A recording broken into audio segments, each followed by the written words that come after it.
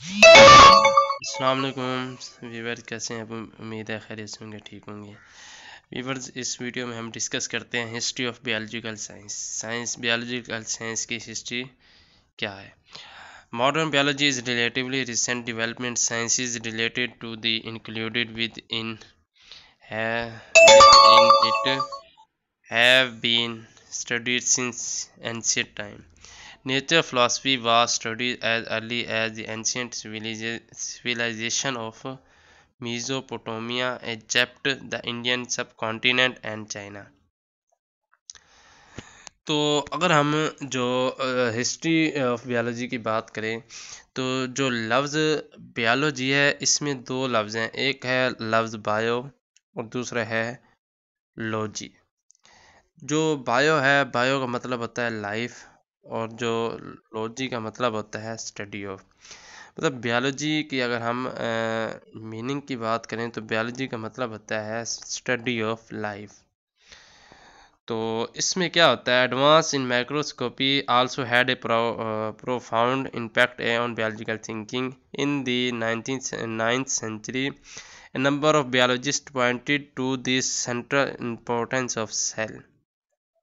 19वीं सदी में जो सेल है, सेल की इम्पोर्टेंस के अबाउट जो है वो रिसर्च है। 1838 में क्या हुआ, सबसे पहले जो आइडिया ऑफ सेल थ्योरी 1838 में सेल थ्योरी डिस्कस की गई, ठीक है।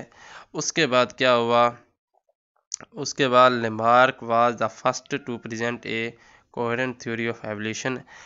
एवोल्यूशन के अबाउट लेमार्क ने जो थ्योरी पेश की। उसके बाद क्या हुआ, 1953 में डीएनए की डिस्कवरी हुई। DNA double helical structure of DNA को डिस्कस किया गया या डिस्कवर किया गया। तो ये जो इसकी बायोलॉजिकल हिस्ट्री है, सबसे पहले सेल जो डिस्कस हुआ था वो 9th सेंचुरी में हुआ था। 1838 में उसकी क्या हुई थी, आइडियाज़ ऑफ सेल थ्योरी, मतलब सेल थ्योरी पेश की गई थी। और जो थ्योरी ऑफ एवोल्यूशन थी वो लेमार्क ने प्रेजेंट की थी, और 1953 में डीएनए की डिस्कवरी हुई थी। तो ये इसकी डिस्कवरी है। उसके बाद science and pseudo science. Science is a process for learning about the nature world.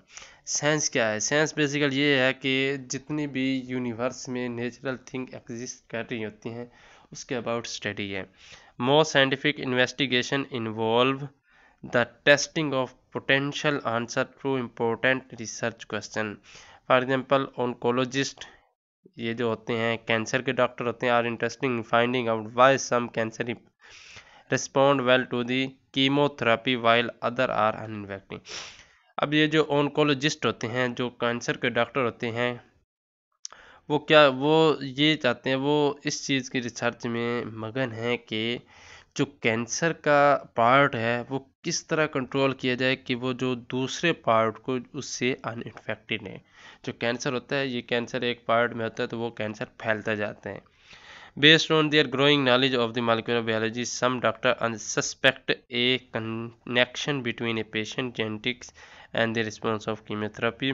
Many years of the research have produced numerous scientific papers documenting the evidence for a connection between cancer genetics and treatment response. तो इसके about काफ़ी सारे जितने भी doctors थे या journalist थे, तो इन्होंने आपस में डिस्कशन की, ठीक है। जितने भी साइंटिस्ट थे, डिस्कशन के बाद उन्होंने एक से जो भी उनके आइडियाज़ थे उन्होंने पब्लिश करवाए। तो on once publish scientific information is available for any one to read, learn from और even question this make science an interactive और cumulative process, whereas previous research is used as the foundation for a new research. उसके बाद SIDO science क्या होती है? Pseudo science ये is a believe present as scientific although it is not a product of scientific investigation. ये जो SIDO science होती है ना, ये एक साइंटिफिक जो होता है नॉलेज होता है, लेकिन जो प्रोडक्ट नहीं होता साइंटिफिक इन्वेस्टिगेशन का। Pseudo science is often known as spring or alternative science. It usually lacks of carefully controlled and thoughtfully interpreted experiment which provide the foundation of the natural science. उसके बाद अगर हम इसकी keys की बात करें